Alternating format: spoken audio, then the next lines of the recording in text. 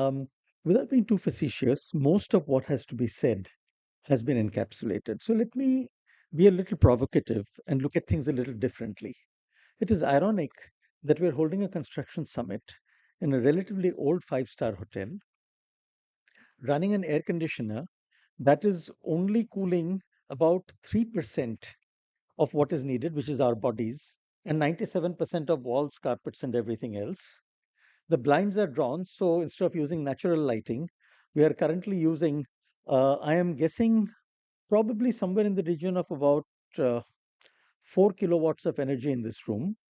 And 4 kilowatts of energy, 4,000 watts, is producing about 4 tons of carbon dioxide per hour.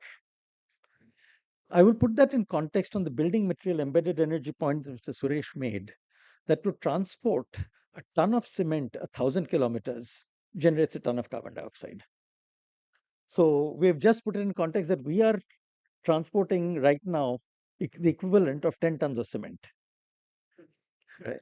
Um, I tend to deal with numbers, so maybe I will talk about a few very obvious things that we can think about as a collective community on how we do a different future. Uh, the three pieces of this conference that we heard, which is the decarbonize, digitalize, and decentralize the skill and capabilities. For these three Ds, I would say that the first and most critical thing is if you can measure it, you can improve it. I would actually be saying that we must have mandatory reporting of the cost of construction of every asset and mandatory reporting of the carbon footprint in operation of every asset. That will actually ensure the best class in designs. The reporting is all. You don't have to set targets at this point, but we should know it if you want to improve it. The second thing on the embedded building materials issue and the finance issue, we've seen that there have been attempts to use fly ash, which is a major waste in different things.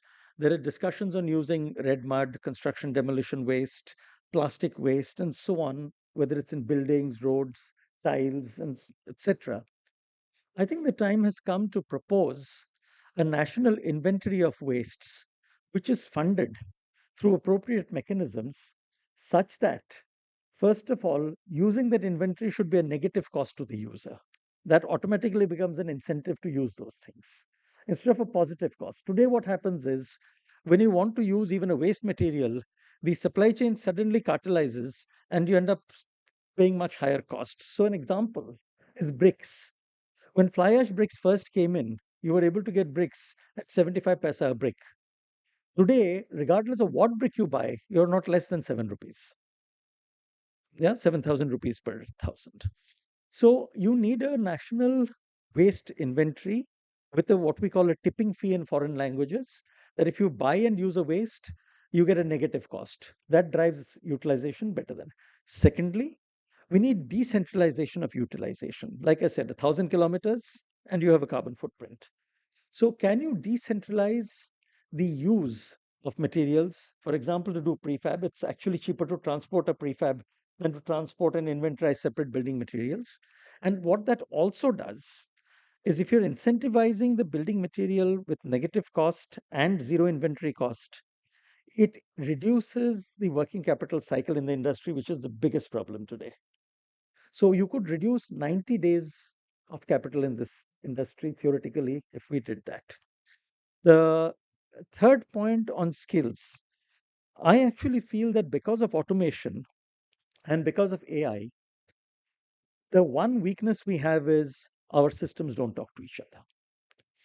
I would put a call to CII and to other like minded agencies that all data in terms of both the operating cost and the energy cost, as well as other emissions like particulate matter emissions, be brought into a national digital database, algorithms be developed, and best practices for each region come out. Remember that what works well in the coastal region has a different wind speed and your particulate matter profile is different than what happens if I'm building in the Dehradun Valley, which is where everything is going to settle. It's going to be a heat island if I don't do anything smarter. Finally, we have very little connectivity of projects. with our we do soil assessments when we build a project. We don't do long-term soil assessments. We need to have a very strong ecosystem for continuously monitoring the subsoil condition of all built environments, especially high investment built environments. I see Dr. Ajay Chaurasia here in the crowd. He's a structural engineering expert. And we can say from our experience that as, let us say, my subsoil hydrology changes, my availability of groundwater changes, my soil can actually see subsidence. We've seen that in Joshimath. So there are a lot of considerations that need to go in, and if you want to digitalize well, we must build extremely strong knowledge-based databases on which we can take evidence-based actions, and not a one-size-fits-all DPR model, but an evolving data-based DPR model which looks at the most recent data for that particular area, so that when we develop a project, it's for the next 100 years. Let me leave it at that. I know we're short of time. Thank you.